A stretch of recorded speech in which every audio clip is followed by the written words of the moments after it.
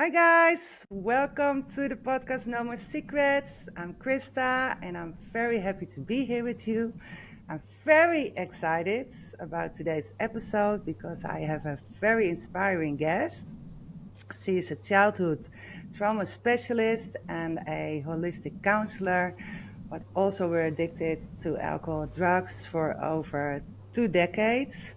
So, Katharine, hi, welcome to the podcast No More Secrets, where I Hi. inspire and give people hope that recovery is possible and they don't have to hide anymore because we both know Beautiful. how that is. So, can you Yes. tell us a little bit about who you are and where you're from? Yeah, of course. Well, thank you so much for having me, Krista. It's an absolute privilege to join you all the way from Australia. Yes. And thank you for the introduction. So I'm Katharine McLean, and I live over in Brisbane, Australia. And I Yes. am, as you mentioned, I'm a holistic counsellor and a coach and mentor. And I have been working, I guess, in this field for over 20 years, about 22 or 23 years now. And I started out very young, straight from high school. I went into university and then I started working in the helping professions as a young person. And I've had a variety of different roles over the last 22 years, from youth Yeah. workers to child and family specialists to team leaders of child protection programs and children's mental health services and Long list. post-adoption counselling programs and a whole range of services. But it's only been in the last, I'd say, year and a half that I've actually started working for myself. So I've started my own business, and that's come off the back of my own journey through addiction. And Yeah. so for the majority of my career, I was actually wearing a mask. I was Yeah. showing up every day and I was helping others and I was leading teams and leading services. But behind the scenes, I was really struggling with an addiction to alcohol and drugs.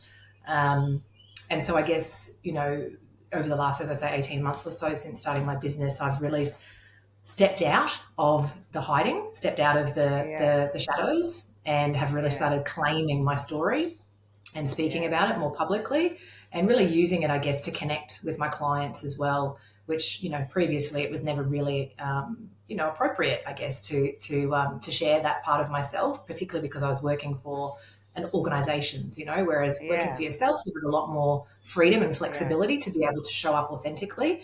And so that was really Yeah. important to me as I've, moved into this new space of working for myself, to be able to show up, without any masks, because, as your podcast speaks about, I lived with the Yeah. secrets. I lived with them for so Yes. long that it's so important to me now that I can start to shed those secrets and actually just start to, be the real me. Yeah. Because a lot of people are hiding this secret. I was also for 35 years an addict, Mm. and I hide it. I worked, I did but I was never sober. I'm sober for the first time in my whole life from the age of 13. So, and for me also, because I heard you also said in another interview about when you did your first podcast episode that you felt really ashamed.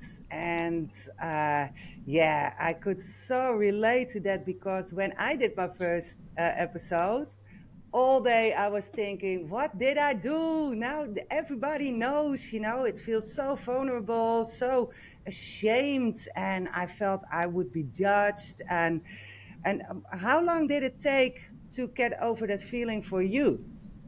Mm. Oh, look, it's a good question because I think it does take time. It's not this sort of band aid that you just Yeah. rip off and then everything's great and it's easy. No. It's a gradual process of just stepping out Yeah. more and more every day. And I guess for Yeah. me, it started in 12-step recovery meetings, was actually where I started Yeah. taking off Oh, the you did mask. that. And Yeah. yeah, exactly. And so I guess for me, being around other fellow alcoholics was very soothing because it allowed Yeah. me to feel like I wasn't alone with Yeah. my stories. But I guess to take it that next level and bring it to social media was another thing Yeah. entirely, and then Oh, to bring it to yeah. podcasts and things like that. It was, there's that terminology, isn't there? At every level, there's a new devil. And so for me, at Yes. every opportunity there was, that I was opening up and speaking, I was coming up against blocks. I was coming up against anxiety. I was coming up against self doubt. I was coming up against resistance. And that was, all the way from the very beginning. It was a Yeah. journey, of me just humbling myself every day and saying, it's okay, Catherine, it's okay to share Yeah. this. You've done nothing wrong. Yeah. There's nothing Yeah. shameful about you, No. and even my No, story is you not shameful. survived. Yeah.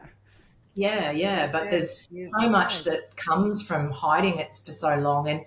And this is the thing I want to speak to about hiding as well, is I was hiding not from others, I was hiding from myself. I Yeah. actually hadn't accepted that I had an addiction. I didn't accept that until I got sober, you know? So Yeah. I wasn't really somebody that was in full awareness. I was in denial.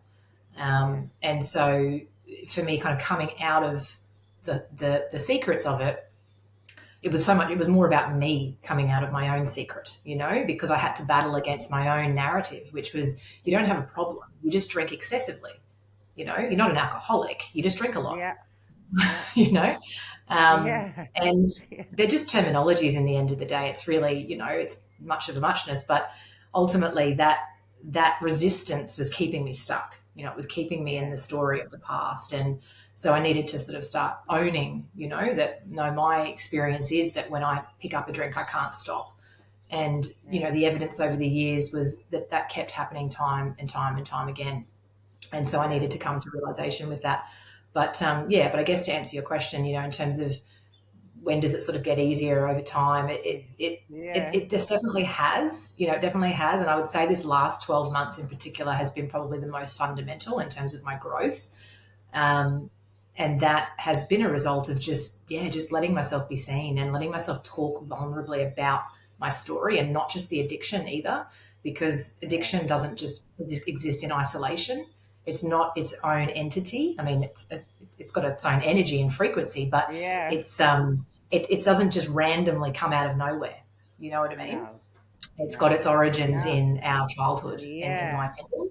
So I yeah, for me, I it also wasn't just believe speaking that about there's that; it's been always speaking about something. the origins of it as well. Yes. Yes. Because can you tell me about where your addiction started and what was the moment for you that you realized you had a problem, and how did that revealed? How did you and did your environment noticed it at the end or in the start or? Mm, yeah, so I guess I started drinking alcoholically as a teenager. Um, right from the beginning, I drank to blackout. I drank to the point Yeah. of, passing out, or completely losing all memory. Yeah, So the I would disease wake of up. more, huh? Yeah. Yeah, exactly, exactly. And never Yes. knowing how to stop, because I just never Yeah. had that kind of buffer, I guess. And so that was always there from the very outset. It wasn't like it was a gradual thing for me. I mean, some people, that is their story, that it gradually Yeah. picks up for them. I drank that way from the age of 15. And Yeah. I guess our culture here in Australia as well is that there is a very normalized sense around binge drinking. So Yeah. all my friends were drinking in that same way. So it didn't occur to me that I was any different to anybody else. So therefore, I was able to just go with it, for quite some time. I would say it was probably Yeah. a good, I'd say, good 12 to 15 years before I thought, oh, maybe I drink differently to other people, you know, Yeah. because again, I surrounded myself with people that drank like me. So I Yeah. didn't ever feel like the odd one out. Um, Yeah. and I Your think, vibe is you your know, tribe. Yeah. yeah, exactly, exactly. Yes. But Yes. I think, to go back to where did it start? For me, in my childhood, my father was a heavy drinker. And so for starters, it was what I observed. I understood Yeah. and witnessed, I guess, how he managed his emotions through alcohol. And so that, in a way, gets embedded into a child's subconscious, because we become our environment, we absorb everything that we're kind of taking in. But coupled with that, it was also a home where I often felt afraid. I often felt unsafe, and Yeah. there was a lot of arguing and not great environment at times. And so I often felt like I was walking on eggshells, and I had a low self-esteem. I had constant feelings of just not wanting to be alive, to be honest. Yeah. There was, things that, were occurring for me in my childhood home that just weren't ideal. for a child's development in terms of, physical abuse and emotional abuse and things like that. So Yeah. for me, kind of growing up with that, you don't know at the time what you're doing, but what I was learning to do was to shut it down. I was learning that it wasn't safe to express it because no one was Yeah. teaching me that that's what you do, that this is an emotion, and what we do with emotions is we talk about them, we name them, we say, where is that Yeah. in your body, and then we help you release it. Like, no, that wasn't a thing back then. So I just observed what I saw, which was we either yell and scream, or we drink, or we just flat out avoid and ignore, pretend that it's Yeah. not even there. And so that's what I took on. And so by the time I started drinking, alcohol was like this kind of magic elixir that felt really soothing to my nervous system, because I had all this stored emotion that I'd been pushing down, and all this, self-talk of Yeah. self-defeating commentary about you're not good enough, you're not pretty enough, you're not worthy, you're not smart, no one likes you, all that was all there. And so I would drink, and it would keep the emotions at bay, and it would quieten the noise in my head. And so it felt Yeah. great, you know. And so I guess Yes. that's why I liked it. I thought, well, this is good. I can keep doing this, and I'll be great. Yeah. And yeah, so I guess for me, as I say, it didn't really dawn on me that it was a problematic relationship with alcohol until I was probably in my early 30s. And that's not because I hadn't had many bad occurrences. There were, many kind of arguments with Yeah. friends and near misses, and, things that were occurring in relationships, really toxic relationships that I was in with men. But none of that, I guess, occurred to me that it was related to my drinking in any way. And yeah, because I was quite wedded to the fact that alcohol was my best friend. Like there was no way Yeah. I was ever going to give it up. Um, yeah, so I think for me it took, to my 30s before I started realizing it's actually causing me problems. I'm doing things that I just would never ever do as a sober person. And so the shame was piling, so much shame when I'd Yeah. wake up, in a strange person's house, or I'd wake up at home without any recollection of how I got there, and I'd be missing shoes and Yeah. handbags and all those things, and have Yeah. bruises all over myself, and Yeah. miss days upon days of work. So much work I was missing over the course of my career.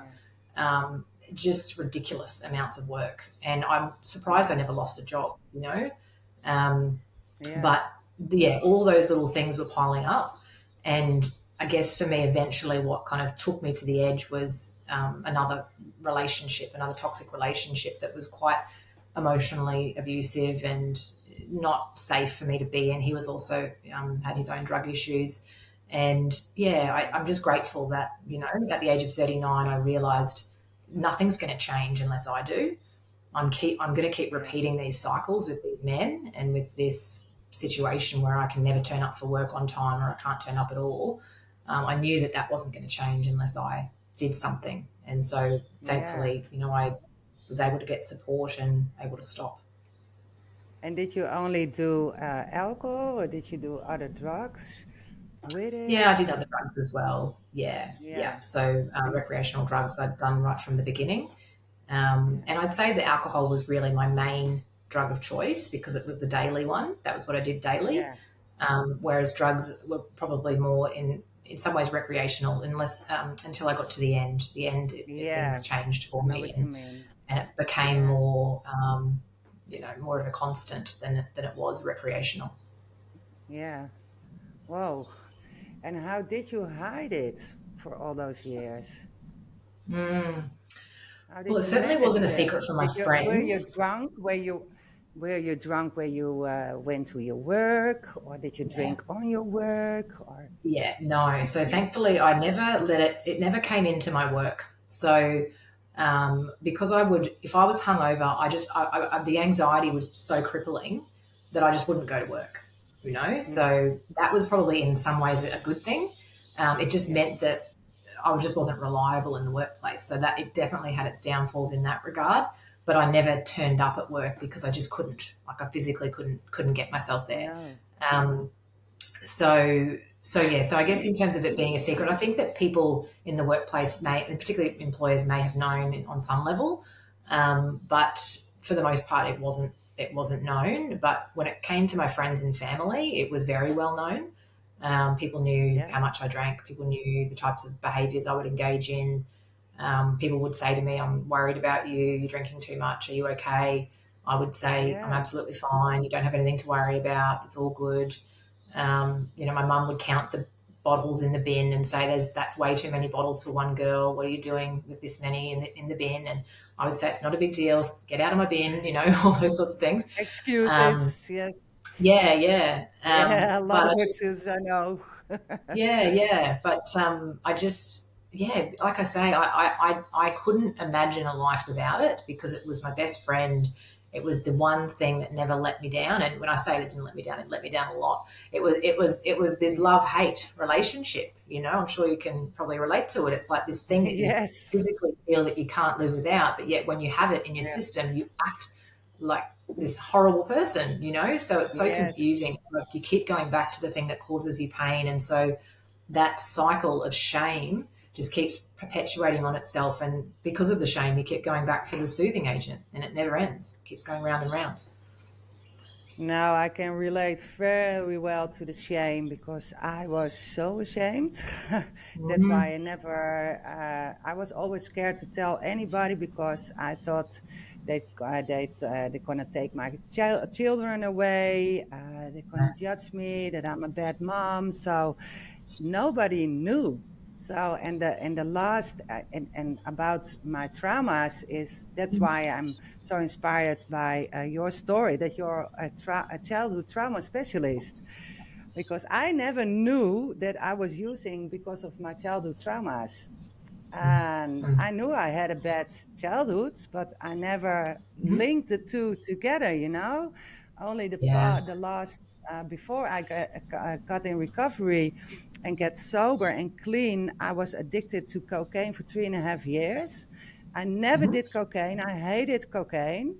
I always Mm-hmm. told my children, if you ever do cocaine, I never hit them. But then I told them, then I'm going to hit you never because I saw Mm-hmm. so much terrible things, with people that use cocaine. But 3 and 4 years ago, my own childhood traumas came back to me. And it was so terrible because I always suppressed them my whole life. I never thought, if I thought about them, I said, don't think about it, go on, go on, go on. And then I started to use cocaine because I didn't sleep at night, and so I had to be awake in during the day because I had my children and I had to take care of them. And I did it with a smile on my face, with on the schoolyard. I was there with my sunglasses on, and everybody hi and Yeah. always like that. And then last year I hit this rock bottom. It was so terrible, and I still was scared to tell anybody and to ask for help because the shame was sky high. And I Yes. think that a lot of people that are in addiction or want to stop or are in recovery, the shame is the main thing.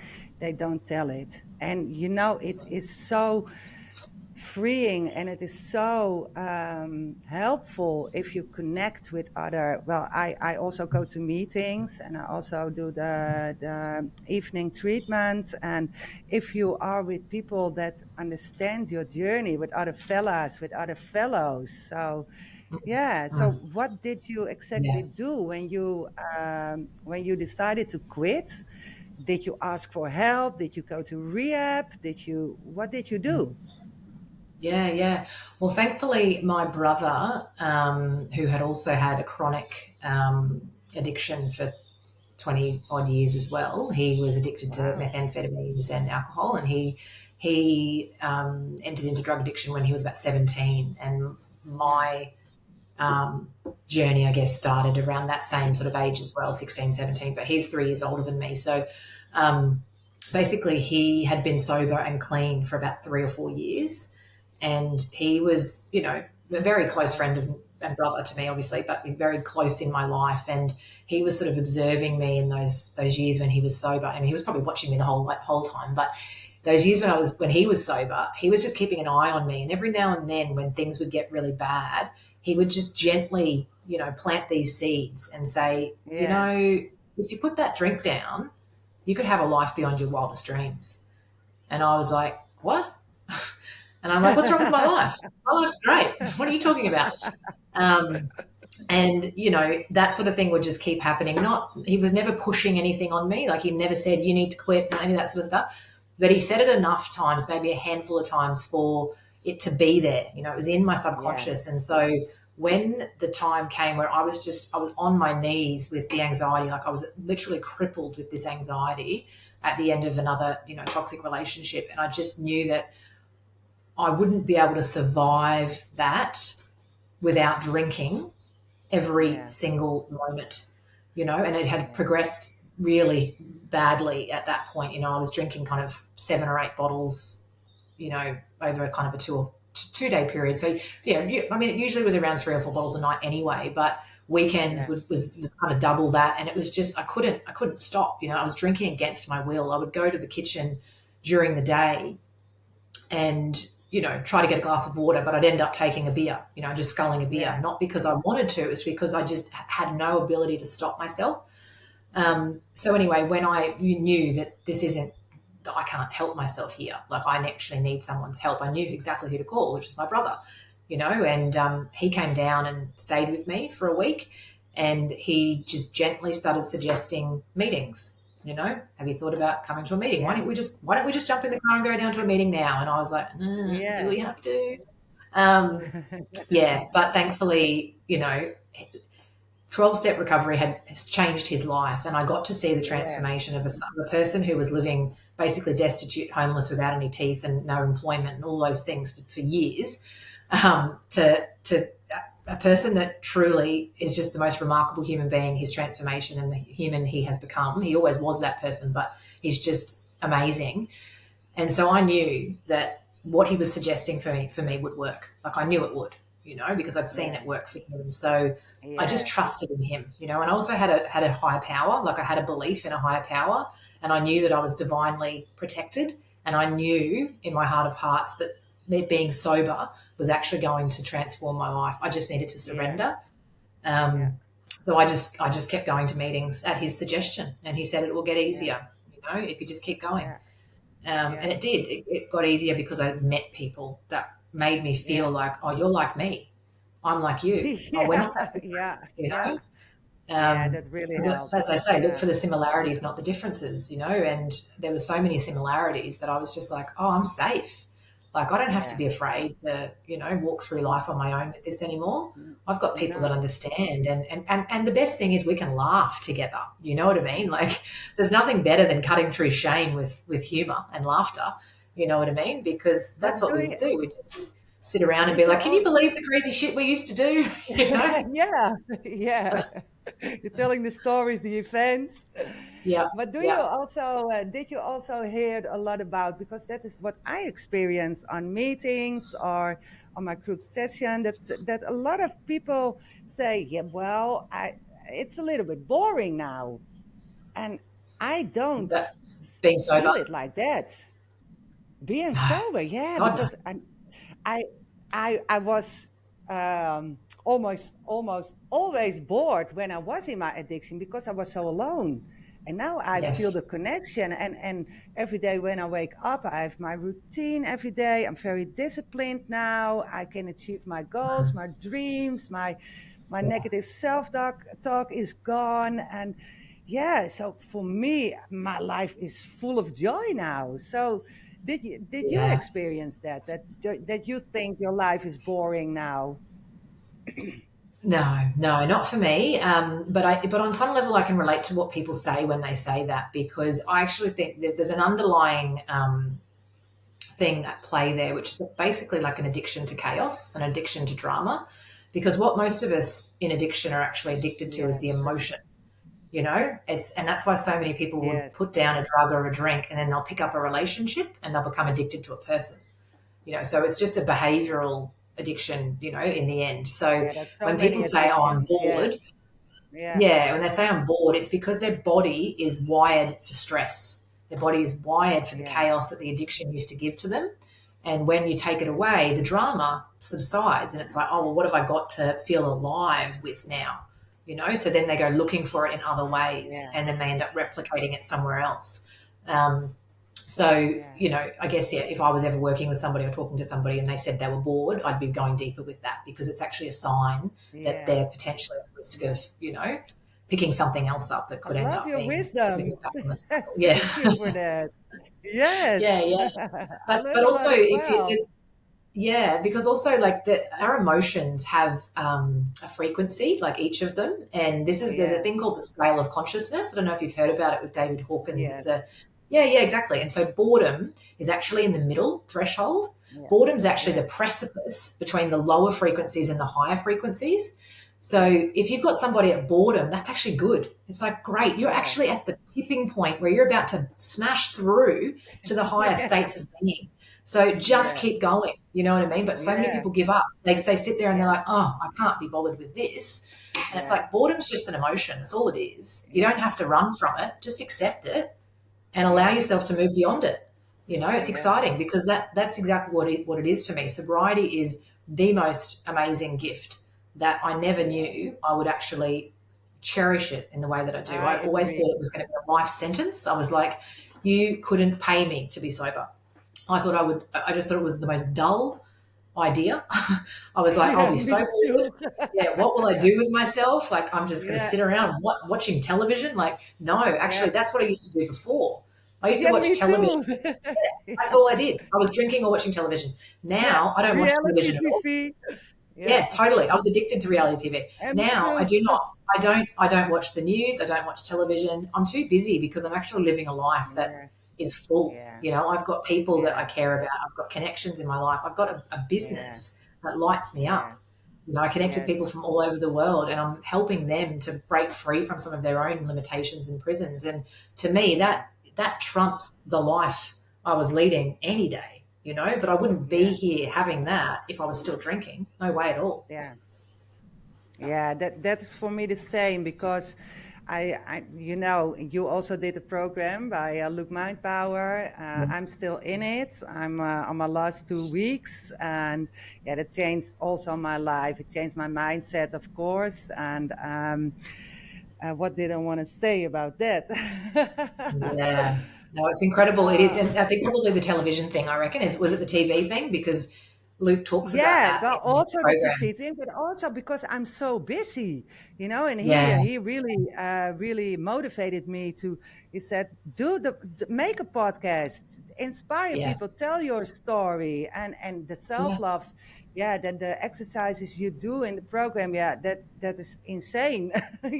Yeah. I think in 2 weeks. Oh no, now I know what I wanted to say. Yeah, because we had it in a video call. We had it about everything in your life happens for a reason, and I really didn't. I couldn't figure out what the fuck is the reason that I snort coke.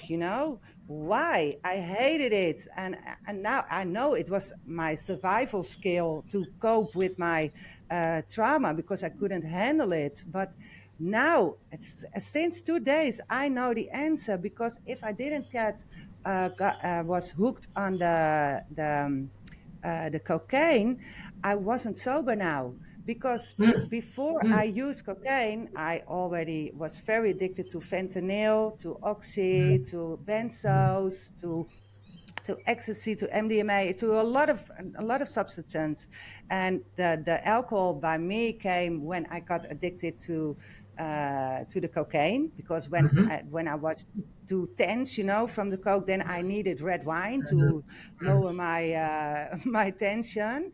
mm. So now I'm grateful that I used it because now I know Yeah. that It was the otherwise I would catalyst. still be sitting on the couch watching reality TV and 100%, doing 100%. nothing, Exactly. And it was the catalyst. And Yeah. sometimes it is. It takes something like that you kind of need. And for me, Yes.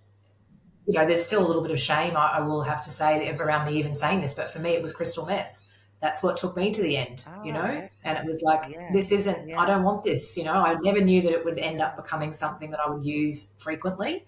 I thought I would always, Yeah. if anything, just dabble, but it became a lot more than that. It was a constant in Yeah. my life, and it was Yeah. destroying me.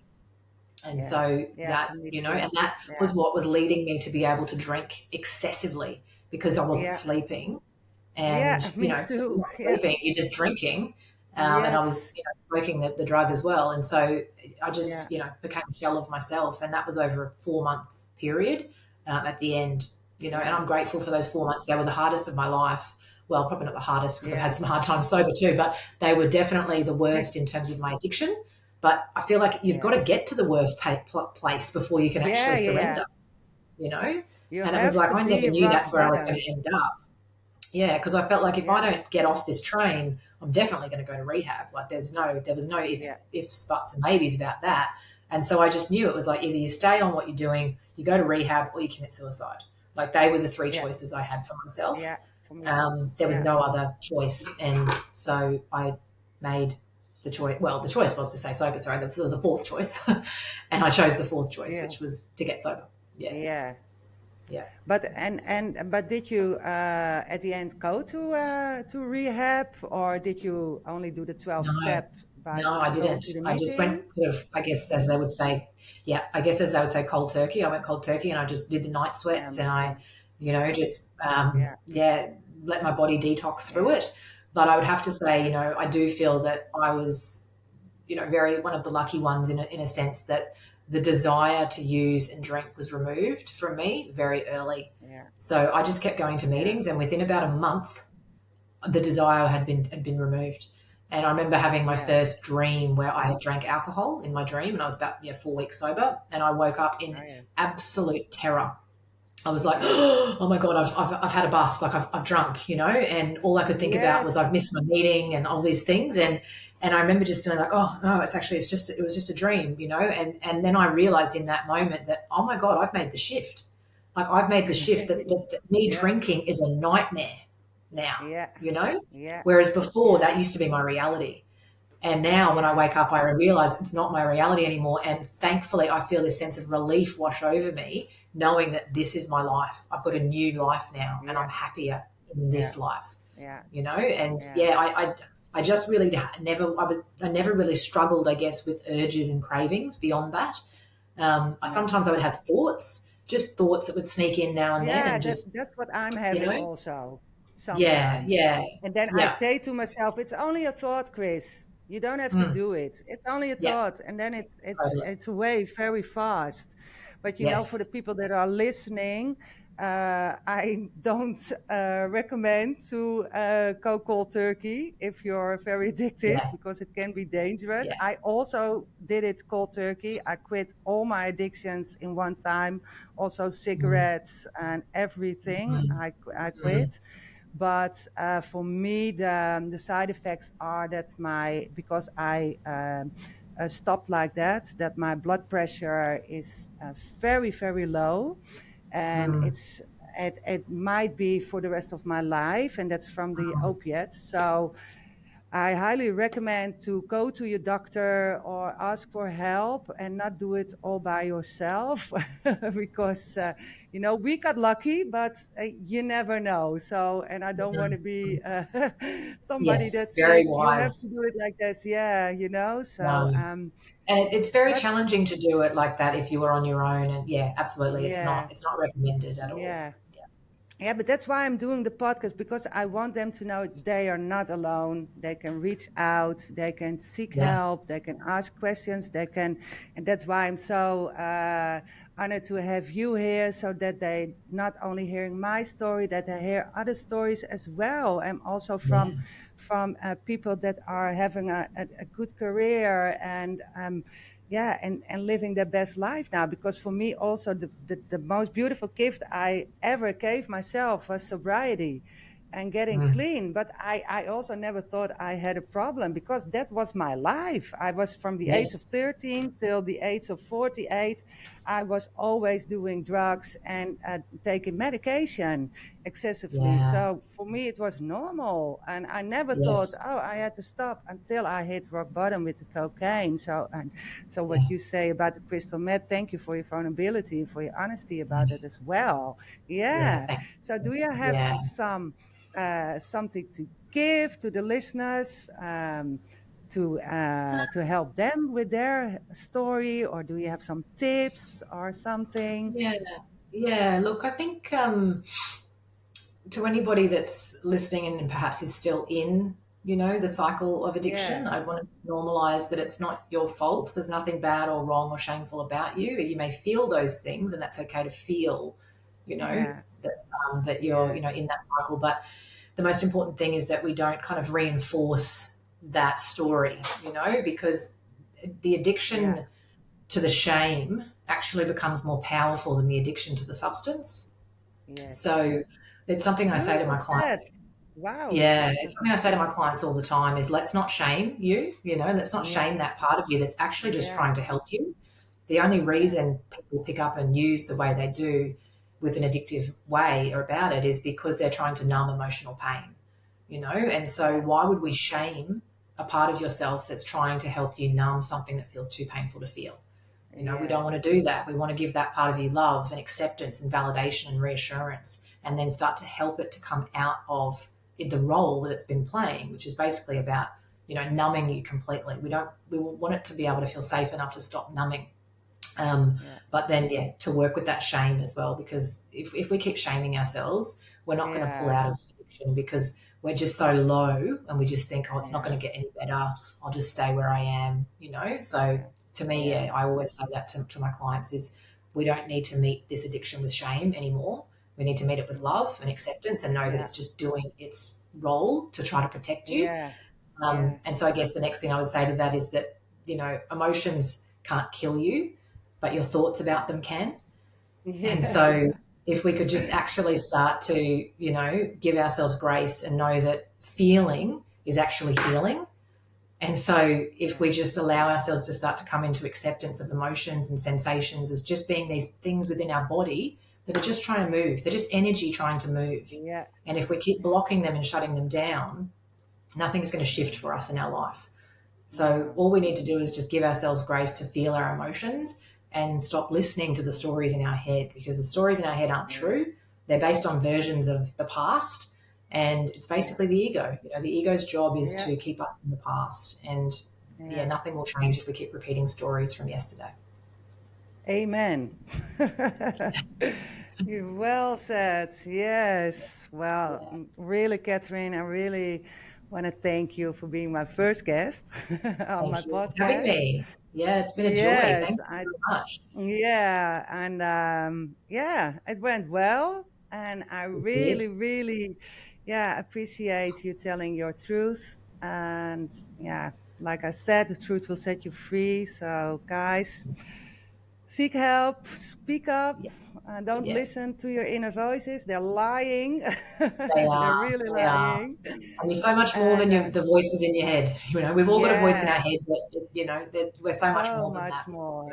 yeah, Yeah. yeah, So thank you for your okay, time, Catherine, no and problem. Thank you for keep in having me so much. touch. It's been a joy. Yeah, thank you. And well, guys, I hope you enjoyed it. Subscribe to my channel to support the journey, to inspire a lot of more people. And I see you in the next episodes. Bye bye, all.